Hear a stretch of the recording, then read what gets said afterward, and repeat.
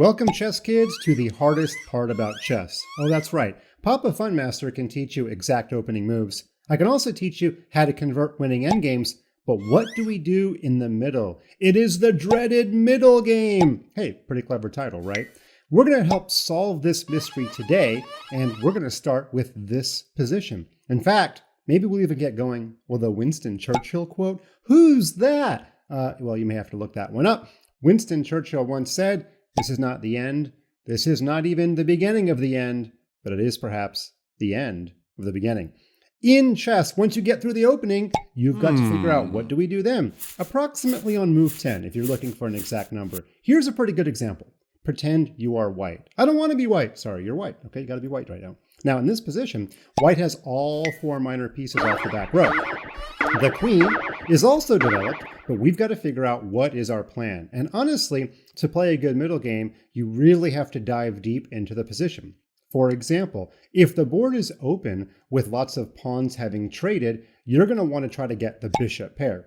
Right now, the chessboard's not really open, so I don't think I would play a move like knight to g5 to go after this bishop. In fact, black could just trade bishops. Another idea is to go for a kingside attack. But you know what? The black king, he's pretty safe right there. He's got a wall of pawns in front of him, a lot of minor pieces near him. I don't really think this is a kingside attack position.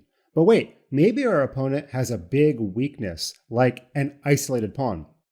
No, that's not happening here either. All of black's pawns look pretty well connected, and in fact, he's got one giant island because no pieces are missing from the board.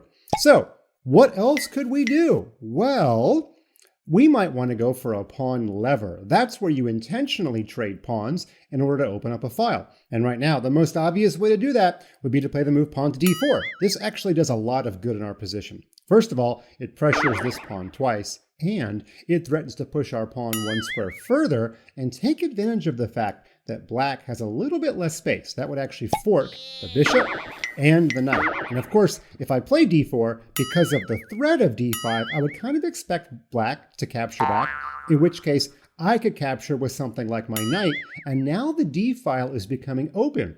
And because the d file is becoming open, which pieces do we want on open files? Rooks and queens. So, for example, after figuring out all of that, I think a very reasonable move would be the move rook to d1. We're already putting our rook on the file that we know is going to become open after playing the move d4. Now you might wonder, Master Mike, why don't we castle queenside? That also gets our rook to d1. Ah, very wise young detective. However, now we have to go back to what we know about opposite sides castling positions. Papa Funmaster has taught you that when kings castle on opposite sides, it's a race to attack the other one by opening up lines. And unfortunately for us, black could trade bishops, forcing us to double pawns.